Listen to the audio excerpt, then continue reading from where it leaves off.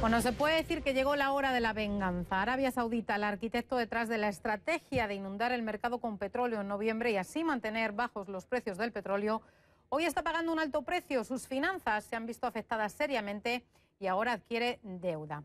Arabia Saudita salió ayer al mercado para obtener 5.000 millones de dólares vendiendo bonos, pero busca un total de 27.000 millones de dólares para la segunda mitad del año. Esto es lo que dice la Autoridad Monetaria de Arabia Saudita o el Banco Central con respecto a las reservas monetarias del país. A partir de fin de junio, pues se esperan unos 664.000 millones de dólares en reservas, pero la tasa de consumo es alta, unos 72.000 millones de dólares desde agosto del 2014. Es la tormenta perfecta.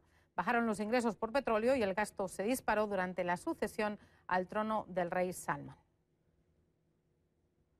Uno de los factores clave del elevado gasto este año es, por supuesto, la sucesión y las dádivas reales que vimos al principio del año. Así que eso no estaría en los libros del año próximo. Pero el área crítica tiene dos aspectos. Uno es el precio del petróleo y, en segundo lugar, el alto gasto del gobierno, incluso antes de las dádivas de este año. Bueno, y se mantendrá la presión interna sobre el nuevo rey, quien deberá financiar nuevas viviendas, escuelas. Al mismo tiempo, el reino está financiando una guerra en Yemen y contra ISIS y continúa apoyando económicamente a otro país, Egipto. Como consecuencia, Arabia Saudita podría publicar un déficit presupuestario del 20% del Producto Interno Bruto este año. Y Rusia y Arabia Saudita están librando una batalla por la participación en el mercado de China, donde la demanda pues está desacelerando. Ambos países continúan produciendo más de 10 millones de barriles por día. Arabia Saudita registró 10,6 millones el año pasado y a pesar de los precios en baja, la energía en Arabia Saudita está altamente subsidiada internamente en unos 37.000 millones de dólares al año, esto de acuerdo con el Fondo Monetario Internacional. Bueno, y la Organización de Países Exportadores de Petróleo, la OPEP, estima un consumo récord de petróleo para el próximo año, para el 2016, más de 94 millones de barriles de crudo al día. Para analizar esta y otras noticias nos acompaña ahora Jaime Brito desde Houston, Texas. Él es vicepresidente de Argus Media y experto en temas petroleros. Muy buenas tardes, Jaime, y gracias por estar con nosotros aquí en Portafolio Global. Bueno, esta cifra parece estar impulsada en parte por la reducción en el precio del petróleo, pero también por el acuerdo de Irán con la comunidad internacional que ha contribuido a abaratar el precio del crudo. Correcto, muy buenas tardes, Ana María, es un placer como siempre estar con ustedes. Si esto parece la crónica de una caída de precios del petróleo anunciada, desde el mes de diciembre se ajustó el precio del petróleo a la baja por diversos factores, básicamente porque la OPEP decidió no recortar producción cuando había una desaceleración del consumo, de la demanda, y esto llevó a los precios del Brent por debajo de los $50 en enero. Para el mes de mayo ya se había recuperado prácticamente un 30% de esa caída, pero ya en las últimas 3 semanas ha disminuido nuevamente el precio, y el principal título, la principal razón que se le da a esta caída fue, como comentas, el acuerdo con Irán. Todo el mundo habla de que Irán va a regresar al mercado. El volumen del crudo iraní no se va a sentir hasta el año que viene, hasta enero. Sin embargo, la percepción del mercado es de preocupación por la llegada de Irán. Sin embargo, siendo realistas, un análisis un poco más amplio tiene que ver con todo el total de fundamentales, es decir, tenemos inventarios muy altos a nivel mundial de petróleo, hay mucho crudo iraní mismo en barcazas, en barcos en todo África, esperando mercados para posicionarse. Por ejemplo, en los Estados Unidos hay bastantes inventarios comerciales de petróleo. Como un ejemplo, en los últimos años el promedio de inventarios semanales comerciales que tienen las refinerías siempre rondaba los 300 millones, 350 millones.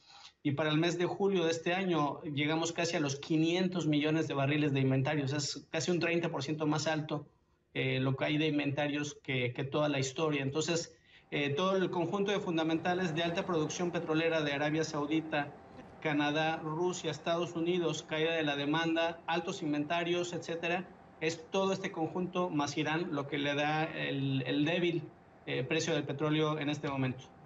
Ahora, si te parece, hablemos de este acercamiento que comentábamos hace momentos entre China y Rusia. The Wall Street Journal indica que China compra más petróleo a Rusia y menos a Arabia Saudita. Correcto, hay básicamente un enfrentamiento fuerte, como bien lo comentabas, desde el año pasado, Arabia Saudita siempre ha sido el país que se sacrificaba cerrándole a su válvula, cerrándole la producción en los últimos años, con el fin de mantener en cierto nivel el mercado internacional y los precios del petróleo. Sin embargo, a través de los últimos 6 años, los rusos han sido los que capturaron cada barril que dejó de producir Arabia Saudita, y un ambiente de precios altos por varios años les permitió a los rusos hacer grandes inversiones del lado del Pacífico, desarrollar sus reservas petroleras que tenían del lado del Pacífico y sacar bastante volumen. Entonces, un medio ambiente de precios muy altos de aquí a largo plazo le hubiera permitido a Rusia seguir desarrollando sus reservas de aquel lado del mercado y competir todavía más en un futuro con Arabia Saudita. Por eso Arabia Saudita, el resto del mercado parece que tomó esta estrategia de no cerrar la producción, de producir más en los últimos meses con el fin de disminuir un poco el nivel de precios, y al mismo tiempo que todo el mundo habla de que los árabes querían controlar o disminuir que la fracturación hidráulica en Estados Unidos y otros productores aumentaran su producción, básicamente para que los rusos no aumentaran tanto la producción en el largo plazo. Jaime, vamos ahora a nuestra región. ¿Qué países en América Latina podrían resentirse por este desplome del precio del crudo?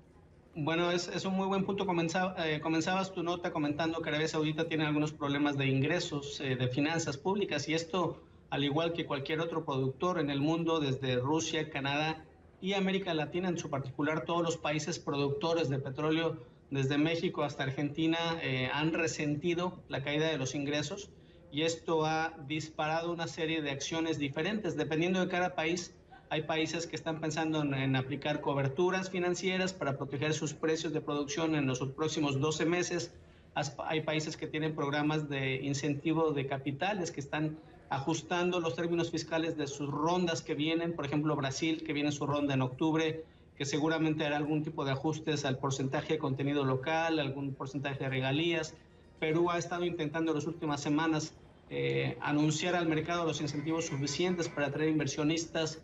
Vendrá la siguiente fase de la ronda mexicana entre septiembre y diciembre. Entonces, el resto de los países en América Latina van a estar ajustando no solo las rondas, sino el resto de sus programas económicos, sus presupuestos, y van a estar implementando una serie de acciones para poder, si se puede, atraer capitales en este medio ambiente tan volátil y tan complicado en el mundo energético. Bueno, pues era Jaime Grito, vicepresidente de Argus Media. Gracias por su análisis y por estar aquí con nosotros en Portafolio Global esta tarde. Muy buenas tardes. Gracias, hasta luego.